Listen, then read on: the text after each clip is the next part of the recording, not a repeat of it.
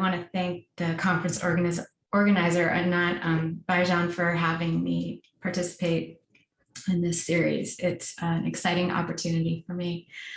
So I'm going to start with asking the question, where do gender biases come from? And I'm going to try to answer this question from an evolutionary perspective, which basically means that I'm going to consider whether there are any reproductive advantages associated with the behavior of controlling or devaluing women. For example, by excluding them as a group from being participants in medical research, or historically, by denying them the same rights as men. Now, for those of you who might be unfamiliar with evolutionary biology, reproductive advantages mean that a behavior was associated with an increase in leaving copies of one's own genes into the next generation. And this can happen through having children ourselves or through people we are related to having children. When people we are related to, including our own children, survive and reproduce, we refer to this reproduction of common genes as inclusive fitness or just fitness. So today we're asking the question of whether the tendency to control outcomes for women produced fitness benefits for men.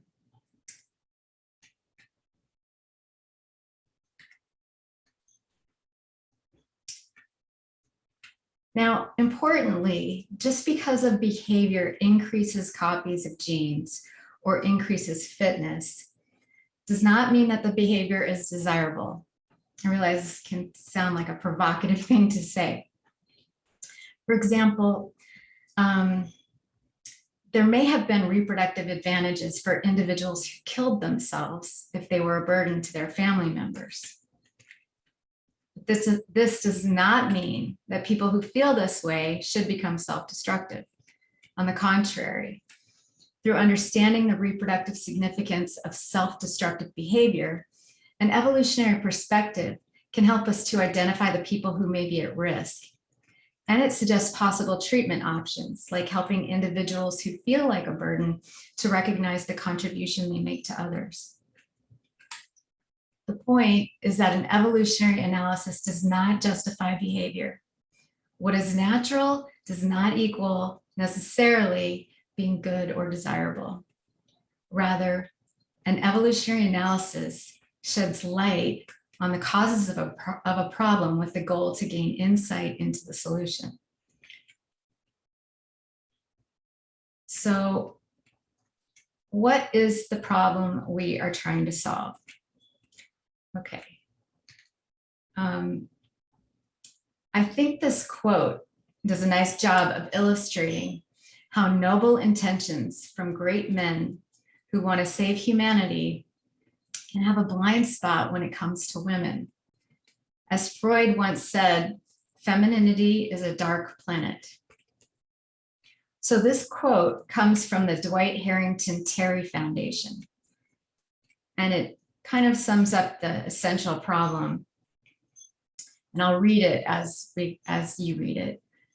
The deed of gift declares that the object of this foundation is not the promotion of scientific investigation and discovery, but rather the assimilation and interpretation of that which has been or shall be hereafter discovered, and its application to human welfare, especially by building the truths of science and philosophy into the structure of a broadened and purified religion.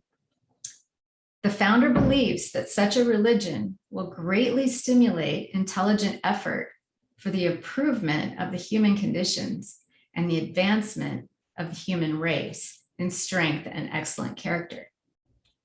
To this end, it is desired that a series of lectures be given by men eminent in their respective departments on ethics, the history of civilization and religion, biblical research, all sciences and branches of knowledge which have important bearing on the subject, all great laws of nature, especially of evolution, Also, such interpretations of literature and sociology as are in accord with the spirit of this foundation, to the end that the Christian spirit may be nurtured in the fullest light of the world's knowledge, and that mankind may be helped to attain its highest possible welfare and happiness on earth.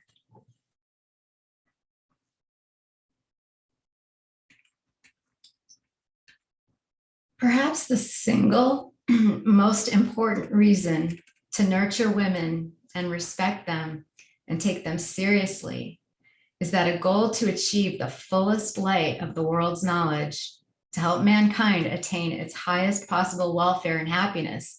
It's pretty hard to accomplish if we ignore the insights, experiences, and expertise of one half of the human race.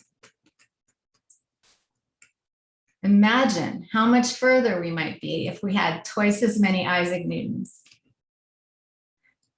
or twice as many Einsteins. Okay, in full disclosure, my son wrote that joke, and I guess I needed help from a man to make that point. I promised him I would say that.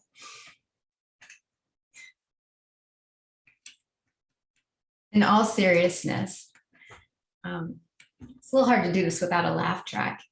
Okay, in all seriousness, Shelley Taylor and her colleagues described the essential problem eloquently in a psychological review paper they published in 2000. This really builds upon the work that Dr. Baijan was describing. Regarding the decades of research that have been conducted on the human fight or flight stress response, Taylor writes, a little known fact about the fight or flight stress response, the stress response where we say it evolved to help organisms fight in a dangerous situation or flee, run away. Okay, so she says a little known fact about the fight or flight stress response is that the preponderance of research exploring its parameters has been conducted on males. This is a significant problem. As it turns out, sex differences in stress hormone levels and the fluctuation of stress hormones throughout the menstrual cycle, as Dr. Baijan referred to, render the development of some medications inappropriate for women, either because of dosage or because of the mechanism of action. When Taylor and her colleagues discovered a relatively new area of research in behavioral neuroendocrinology that included women, she and her colleagues reviewed the work and arrived at a different understanding of the human stress response. They put forth the interesting and provocative hypothesis that the female stress response is more likely to be characterized by what they termed the tend and befriend response to danger, with the survival of others, and especially children, taking priority over fighting or fleeing a dangerous circumstance.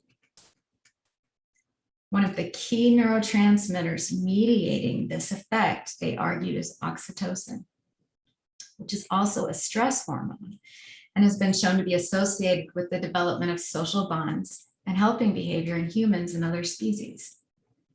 Importantly, oxytocin can decrease or it can increase blood pressure. And it can have opposite effects on the immune system as well, depending on the context. Importantly, for psychiatric research, oxytocin is released from serotonin, a neurotransmitter whose receptors are blocked in a variety of psychiatric medications for depression. If we think about the implications of this, there's the potential that it would be flooding, that antidepressant medications could be flooding the brain with higher levels of oxytocin. Again, a stress hormone. Together, these findings suggest, at the very least, extreme caution when treating men and women similarly for diagnosis and treatment of medical and psychiatric problems. Beyond suggesting caution to the medical field, the team led by Shelley Taylor and the Tend and Befriend work helped to revolutionize the way we think about psychology and medicine. And it contributed to establishing entirely new areas of in the biological, social, and neurosciences. Integrative areas dedicated to exploring the neurohormonal correlates of social relationships and social behavior. Importantly, and ironically, by using an evolutionary perspective of the biological differences between men and women to generate predictions about functional differences in the relationship of physiology to behavior, Taylor and her colleagues helped to blur and even erase the knowledge barriers in psychology, psychiatry, and medicine, areas that critically depend on an accurate understanding of the stress response.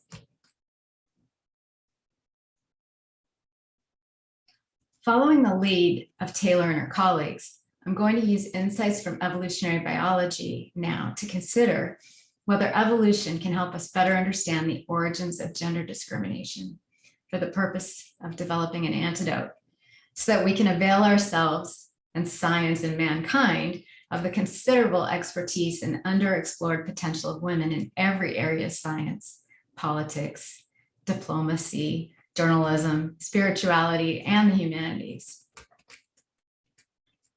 So if the problem is one of overlooking women at best, or trying to silence and control them or even kill them at worst, where might this problem have originated?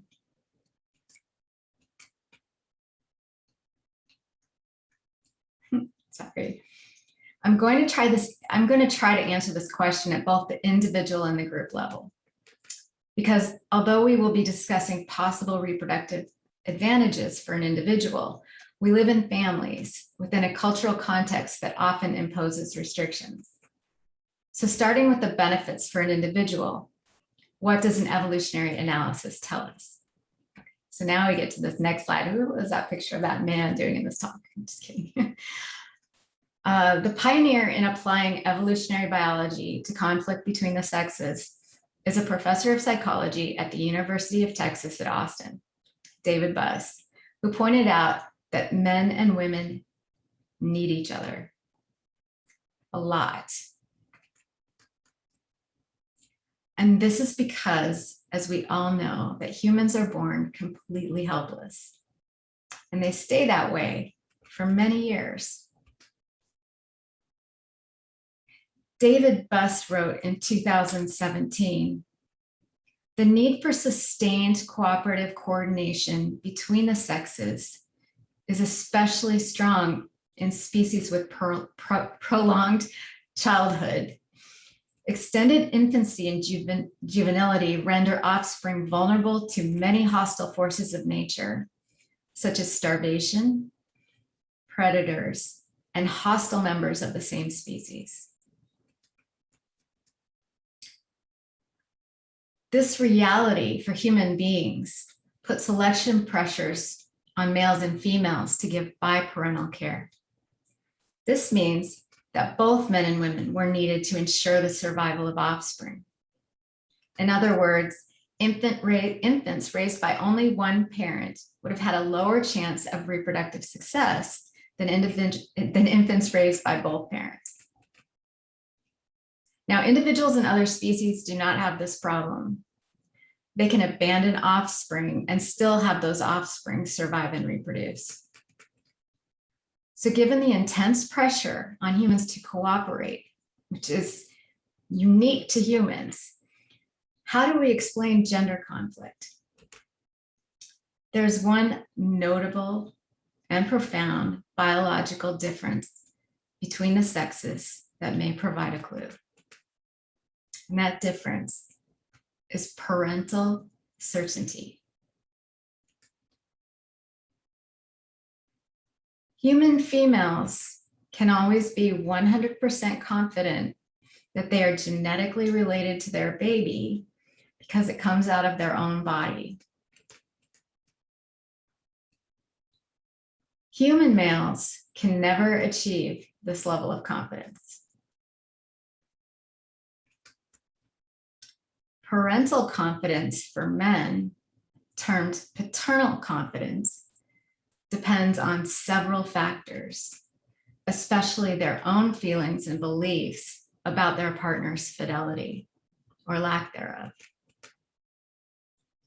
Now, by itself, female infidelity is not a problem from an evolutionary perspective. Okay, yes, from a psychological perspective, it is terrible, it is horrible to imagine, and this is true for both men and women. But when we ask the question of whether a male can or will reproduce copies of his genes after a partner's infidelity, the answer is typically yes. A man can always have another child or several throughout most of his life in order to pass on his genes. So if males are not reproductively threatened by female infidelity, where does the reproductive cost to a male come from? Believe it or not, the reproductive threat to males comes from their heart. It comes from his love and his investment in the baby, from his willingness to give up other mating opportunities for his partner and his child, possibly forever. It's a man's investment in his partner and his family that puts him in the very significant and real possibility that he will inadvertently raise another man's child at the expense of his own fitness.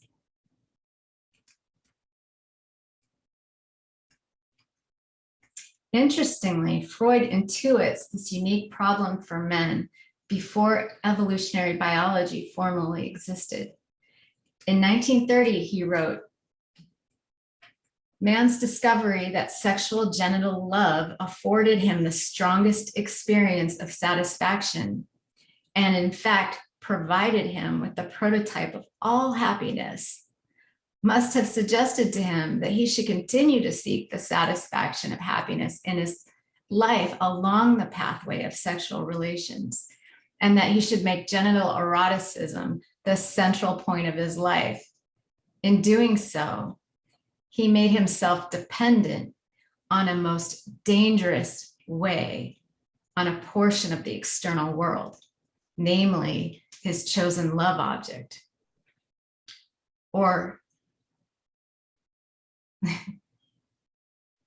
And in doing so, he exposed himself to extreme suffering if he should be rejected by that object or should lose it through unfaithfulness or death.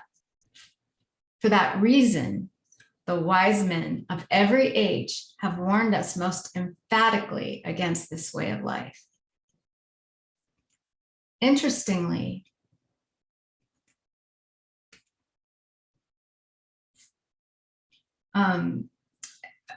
according to Freud, women are the love object for men, whereas children are the love object for women. So contained within Freud's words is the inherent recognition that men and women are differently exposed to the threat of infidelity.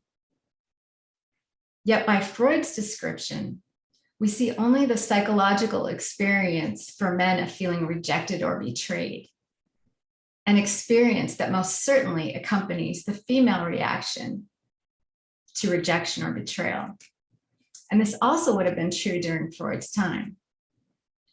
What the application of evolutionary biology does to help us understand something beyond the psychological experience of jealousy, rejection, or despondency is to help us see that the real sex difference in the relative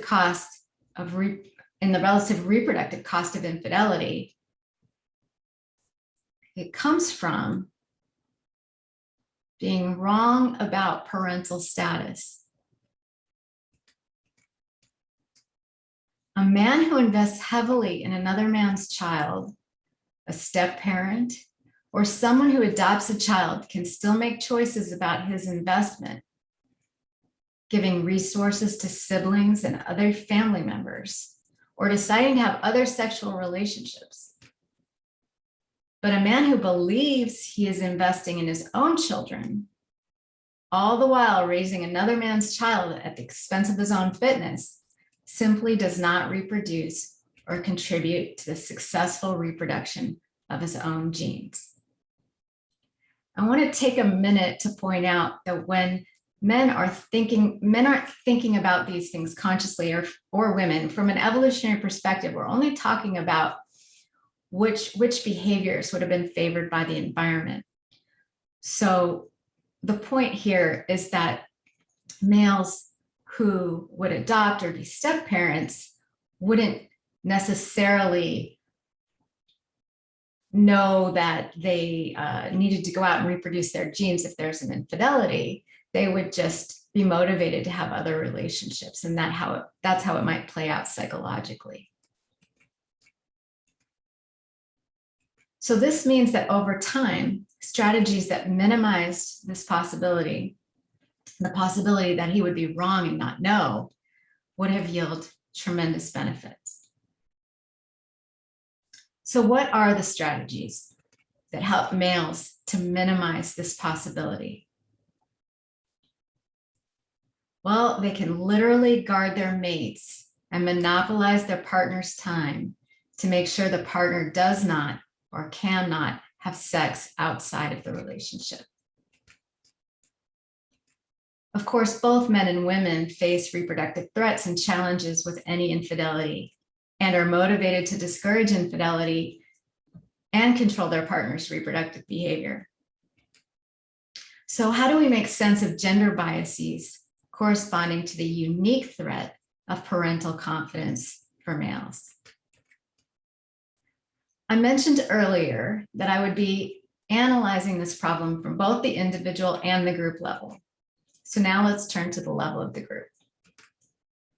Thinking about males interacting with one another, Freud actually foreshadows this dynamic. You may have caught this in his earlier quote about men would be doing interpersonally if left to their own devices, and how they would be reveling in their love and desire for their partner,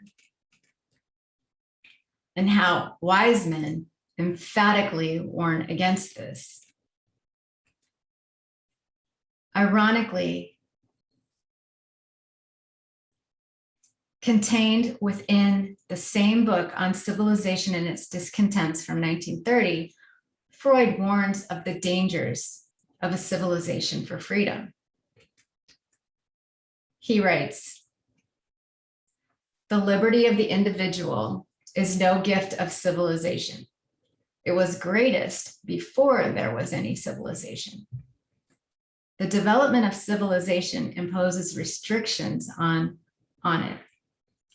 A good part of the struggles of mankind center around the single task of finding an expedient accommodation, one that will bring happiness between this claim of the individual and the cultural claims of the group."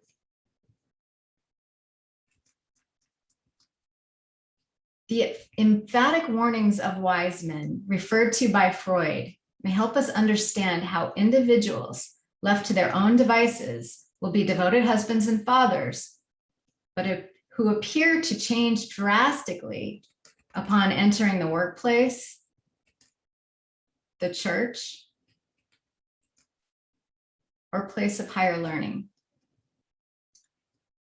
Because after exposure to these cultural forces and institutions, we begin to notice that men are more likely to be encouraged to be professionals, to form groups of well-connected members. Meanwhile, women are often destined to play a supporting role or fade into the background. Or they can be unrepresented in high-status jobs. It is very important to point out here that the gender statistics are meant in no way to diminish the immensely valuable role of men in all societies. In fact, I think I saw this gentleman on the right in a TV interview last week discussing his experiences as a 9/11 responder and the horrors associated with it. Ultimately, The most important point is that men and women and their children are so completely interdependent with one another that if there exists a cultural or group level force that targets women or allows for abuses and violence, men and women should both be invested in stopping these forces. Because women are our children and our sisters, our mothers, our friends, leaders, and our neighbors.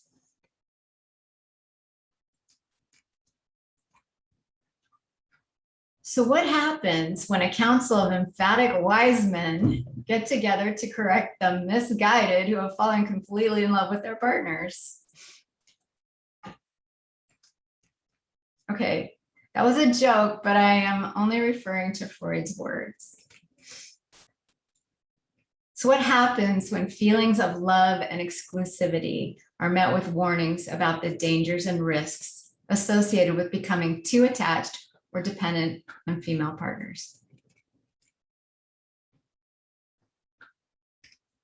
Well, the general lack of trust that all males face by virtue of the threat of possibly being wrong about paternity could become increasingly salient, creating heightened fears and utilization of male mate guarding strategies to increase parental confidence.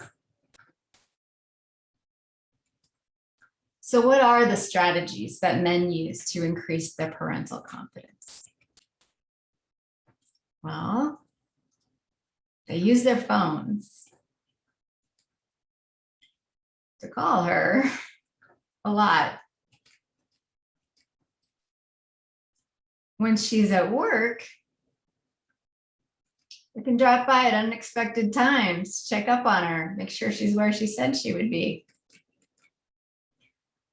If a man has many wives, he could have all of them work in the same place.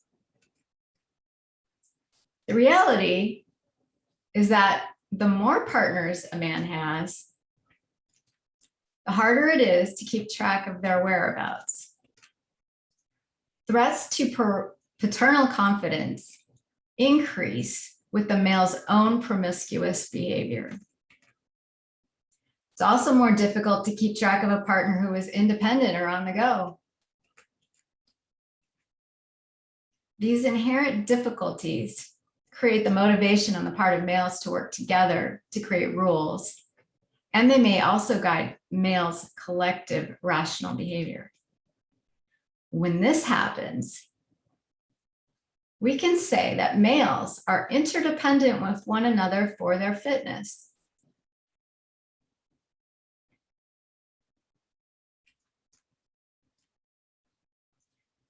Now, fitness interdependence occurs when two or more individuals share their reproductive outcomes. And there are many ways to have fitness interdependence. Reproductive outcomes can be shared because of sharing genes or having the same child, or through shared situations that link survival outcomes.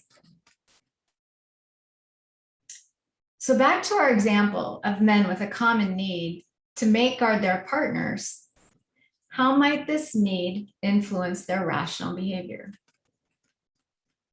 Well, they might work together on building a satellite with GPS tracking to help one another monitor the whereabouts of partners,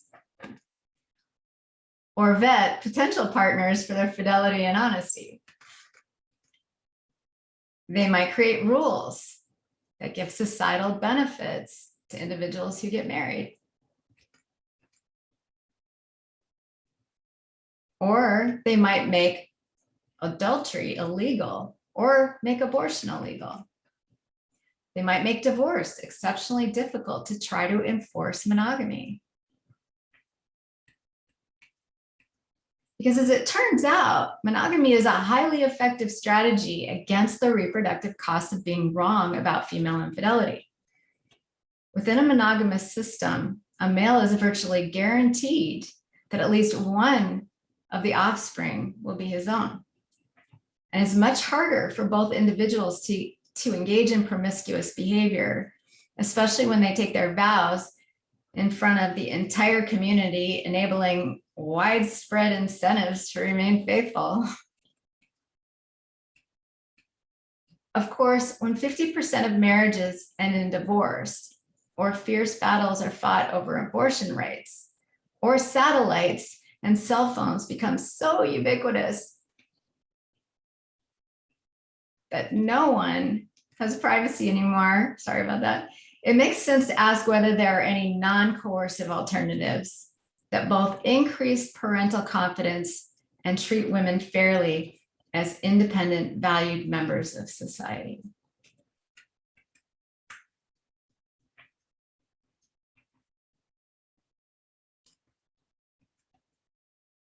Well, the answer about whether there are any non-coercive alternatives is yes.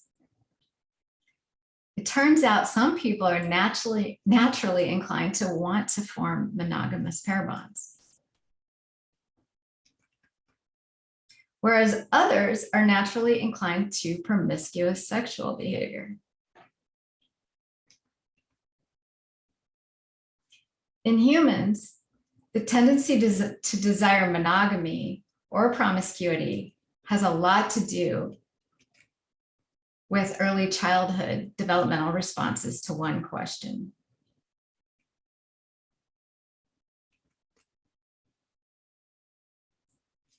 And that question is whether or not the environment is safe. Jeff Simpson and Steve Gangestad developed a theory of these differences in sexual preferences called socio-emotional selectivity theory, based on insights from learning about R versus K selected species, in which species that have multiple offspring are selected, invest very little in those offspring who die early, whereas species that are K selected have very few offspring but invest heavily in each, and they live much longer lives. Simpson and Gangestad applied this concept to variability in sexual strategies for humans, referring to the tendency to be promiscuous or monogamous as a reproductive strategy. And several developmental experts have shown that the availability of resources and factors related to familial stability play an important role.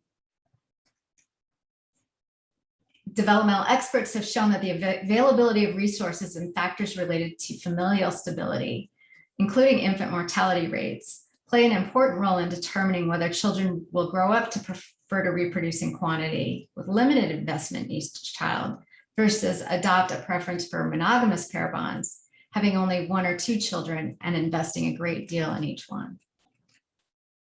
For example, if a father is absent from a household, girls will reach menarche at an earlier age and exhibit signs of promiscuous behavior. When family resources are low or infant mortality is high, both genders will be more likely to prefer a promiscuous sexual strategy. And this general principle applies to many species, even bacteria. Threats to life cause rapid reproduction. Over time, with messages of fear and uncertainty, socioeconomic hardship, media depictions of violence, death tolls, and exaggerated reports that individuals and institutions are untrustworthy, we can only begin to imagine what that does or has done to population growth. Or we can just look around. Perhaps overpopulation and the resulting effects on resource consumption are best understood as the natural human response to living in resource-poor or undernourished environments. When food quantity replaces food quality for the majority of the world, when industrialization and technology rape the natural resources and pollute the air, it may be that humans have been getting the collective message that survival is threatened. stimulating rapid and frantic reproduction. And more satellites to monitor environmental changes, rapid reproduction.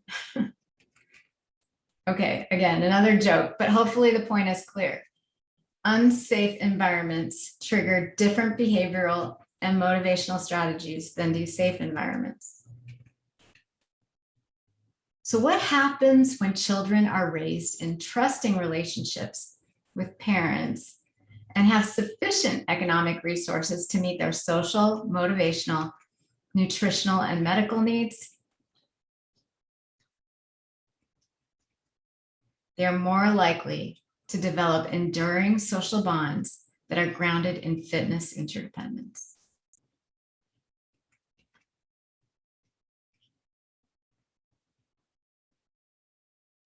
And these social bonds lead to a willingness to help others over a long period of time, and even in the absence of reciprocity.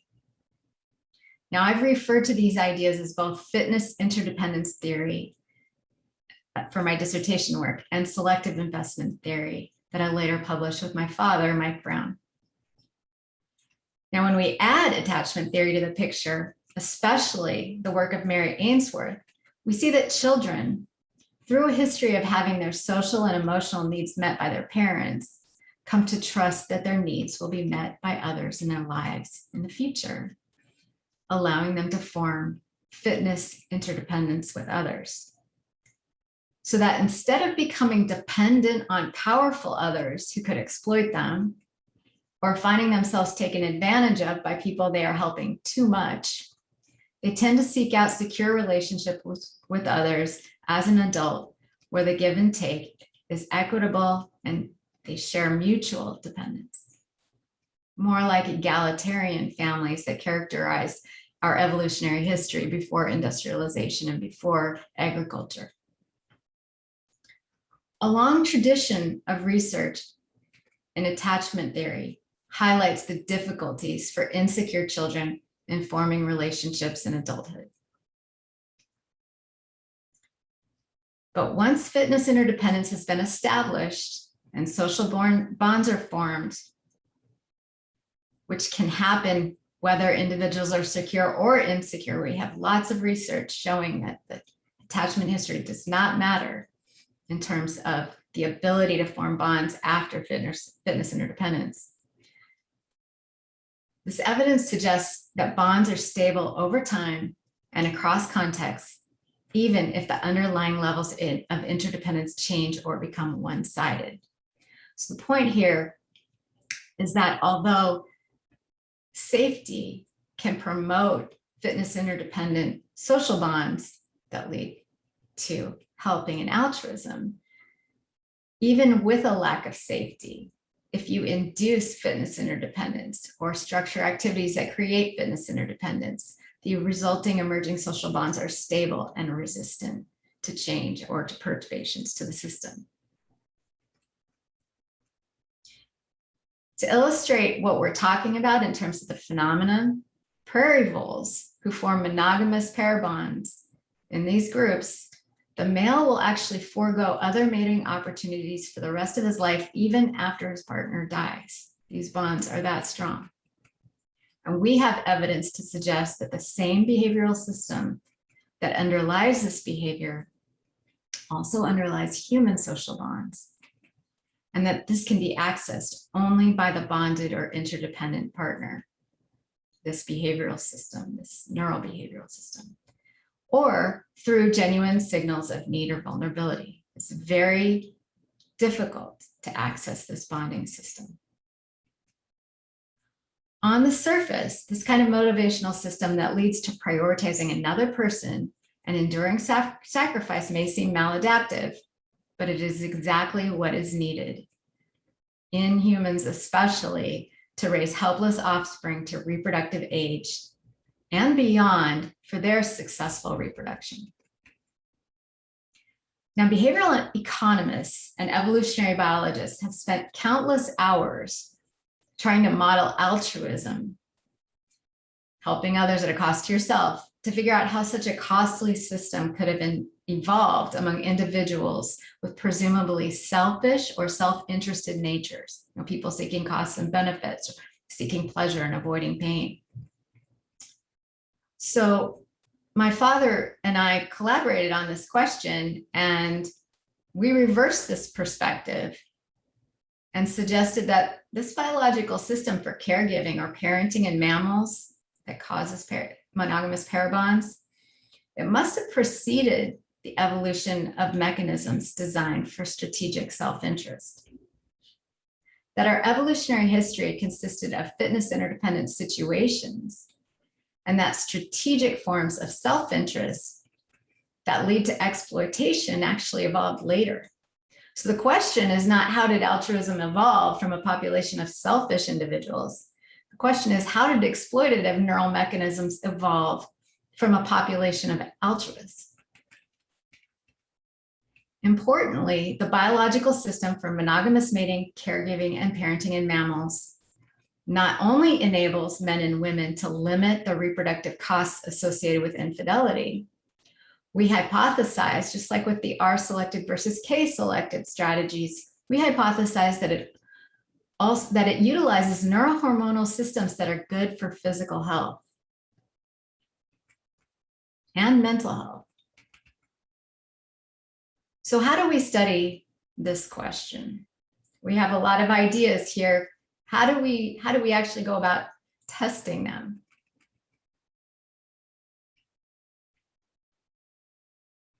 Well, we make predictions based on these ideas.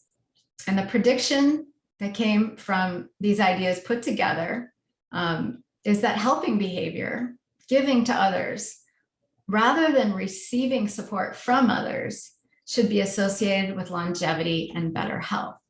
And the reason we said giving and not receiving is because there's a very large literature on the health benefits of receiving social support from others. But when a meta-analysis was conducted, the effect of receiving support on health and well-being actually was negligible and not statistically reliable. And we reasoned that it's possible that the reason receiving support, actually I shouldn't say health and well-being, it was not a good predictor of mortality risk. So it actually it was increased with satisfaction in a relationship, but it was not predictive of mortality risk. It did not lead to longevity. So we thought, well, maybe that's because people who are receiving support come to feel this one-sided dependence on their partner or like a burden to their partner. And neither of those are expected to lead to the health benefits of caregiving or engaging this caregiving system. So we tested this prediction, and we tested it not just with predicting physical health, but also mental health, like depression, anxiety. So an example of one of the studies that we conducted used the Changing Lives of Older Couples sample, which is 423 married couples, where we were able to look at indicators of giving and receiving and social support, giving and receiving social support and social bonds to predict mortality status over a 5-year period. Now for this study, what was nice is we could directly compare giving and receiving social support, because in the exchange of emotional support, the items were identically worded. So we would ask participants to indicate to what extent do you make your spouse feel loved and cared for, and to what extent are you willing to talk? Are you willing to listen when they need to talk? That would be examples of giving. For receiving emotional support, we would ask them, to what extent does your spouse make you feel loved and cared for? To what extent is your spouse willing to listen when you need to talk? For instrumental support, we didn't have identical wordings, but they were close measures. We could look at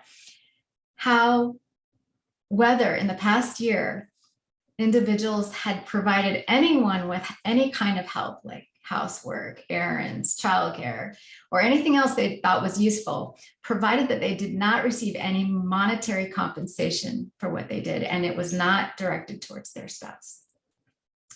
And for receiving support in this particular category, we just asked, is there anyone you can rely on or depend on who will help you if you need help with childcare or running errands or anything else?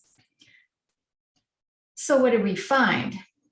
We found was using, oh, I'm sorry, before I get to the results, obviously helping behavior would be associated with a lot of other variables that could minimize the ability of a person to provide help. So, for example, people who are healthier might have an easier time giving. People with who are less depressed might have an easier time giving. So what we wanted to do was control for possible confounds in our analyses to make sure that we could look at the unique contribution of our emotional exchange of support and our instrumental exchange of support. So here's a series of regression models illustrating how giving versus receiving is linked to longevity, depending on what we hold constant or control for in our model as a confound. And this is 5-year mortality risk. And for those of you who aren't familiar with the logistic regression models, any bars that go below the line are associated with decreased mortality risk. Any bars that go above the line are associated with an increased mortality risk. And here we see when we put in our measure of social bonds or social, they call it social contact, but this is really a question of how frequently do you talk to someone on the phone and how frequently do you visit them in person. So we can see that this measure was associated with about a 20% reduced risk of dying over a 5-year period. And what happens when we put in our measures of receiving instrumental support and giving instrumental support? Well, we can see that receiving instrumental support was associated with a non-significant 20% increased risk of mortality, again, not significant, whereas giving instrumental support was associated with about a 60% decreased risk of mortality. And then what about when we control for our health measures, health behaviors, smoking, drinking, and exercise, physical health, their self-rated health, which is one of the best predictors of mortality risk, better than physician ratings. And we put in measures of their functional health, whether they could get out of bed, climb stairs. Controlling for these measures still did not reduce to non-significance the effect of giving instrumental support to others. We can see it's associated here still with about over a 40% reduced risk of mortality. And then what about when we control for demographics like age and our remaining and gender and our remaining personality measures that we control for, like whether somebody's extroverted? We see here, we still have a beneficial effect of giving instrumental support to others, and now a significant harmful effect associated with receiving instrumental support from others. That's why wasn't receiving support beneficial? Well, we tested the idea that feeling dependent on your partner may be associated with receiving support, and maybe that's why we didn't find a benefit of receiving social support. And then we also looked at the effect of giving instrumental support. I'm sorry, emotional support. So this is the exchange of emotional support between spouses.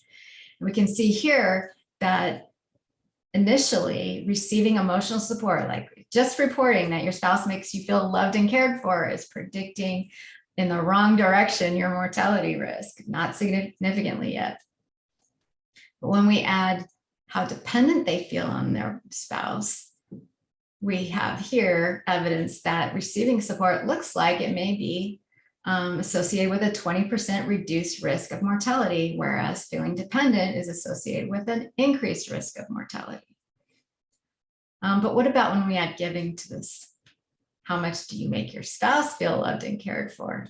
Now we see that the measure of giving instrumental support actually accounts for the benefit of receiving support. So in the history of social support research, which they typically did not measure giving or helping others, we can ask the question whether those benefits they do find are because they're actually inadvertently measuring how much people give and help their partners.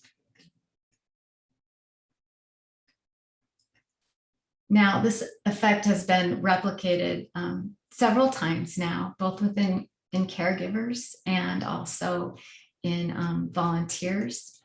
And in primates, the caretaking sex is usually the sex that lives the longest. So in primates where the male does more of the caretaking, the males actually live longer than the females. And there are several studies showing that providing help to others is reliably associated with reduced depression, anxiety, more life satisfaction, and greater subjective well-being. The final prediction that I'll talk about that we've tested is that not all helping behavior should be created equal. Only help that is directed toward bonded or interdependent partners or emerges from other focused motivation as opposed to self-focused motivation should be associated with health benefits. And I'm just going to show you briefly the data from a preliminary study that we haven't published yet, but it's a study of women, female college students who either helped a stranger, themselves, or they either helped a stranger, helped themselves, or helped a close relationship partner.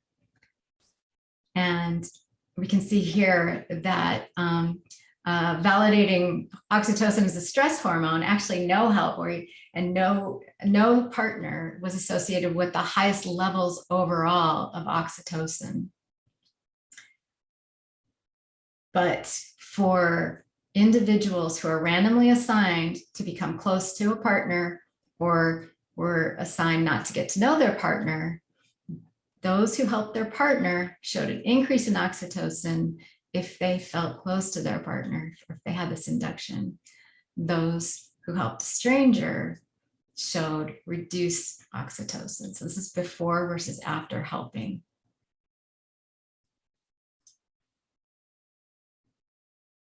So to summarize, choosing to raise our children in safe environments so that they can naturally desire monogamous pair bonds that emerge from fitness interdependence may do more than level the gender playing field and reduce overpopulation. It may make all of us happier and healthier. And when we see people we love who sacrifice everything for us, and this has been going on throughout time, perhaps we can finally begin to honor their sacrifice by coming together as a group to rewrite our rules. So that I'm sorry, our rules, I can't see because the microphone's in here. Rules so that they nurture every man, woman, and child.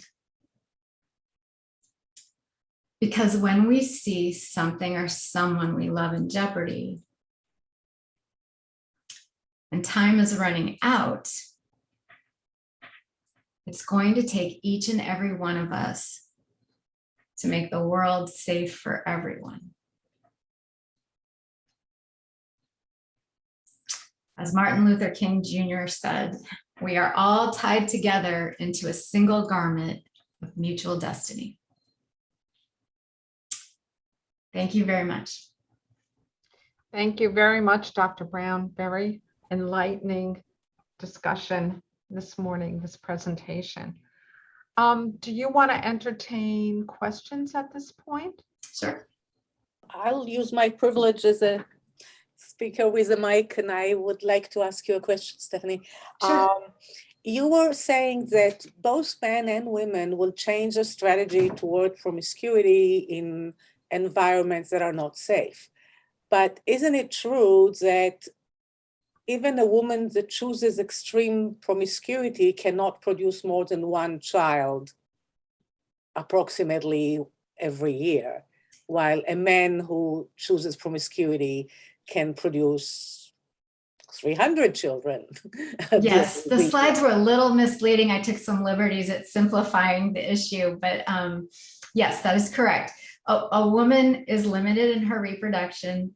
And so where we will see the difference is that she may have many children from many partners and not be able to give any one of the children the kind of investment that is required. So in the case of women specifically, the problem looks a little bit different. It may not be any different than a mother who has to work constantly and is never home, and the child is raised by people who don't necessarily care about the child. But the point is both parents are needed and both are taken away from the child when they are favoring promiscuous reproductive strategies. But men, yes, can have hundreds of offspring with different women. So wouldn't you say that actually promiscuity is a more attractive and less punishing strategy for men than it is for women? Because, I always thought about, when I was thinking about evolution, I'm saying, men and women are under different evolutionary pressures. If they want to produce viable offspring that will go on to produce viable offspring, the woman has to invest much more time to get one child than the man. Yeah. So that's the traditional perspective from evolutionary psychology. When they first started discussing gender differences, they really highlighted this sex difference in it's the differential parental investment model, saying that women really do have something to be gained by investing more in each child, whereas men have something to gain by having as many offspring as they possibly can. But the research on the effects of early childhood development on reproductive strategy, coupled with the tremendous advantages of monogamous pair bonds for both limiting the reproductive cost of paternal certainty and for providing the investment that's actually needed for children, those advantages, when I do the analysis, suggest to me that it is not at all true that males in general benefit from having as many offspring as they possibly can. Dr. Brown, thank you very much for your presentation. Sure.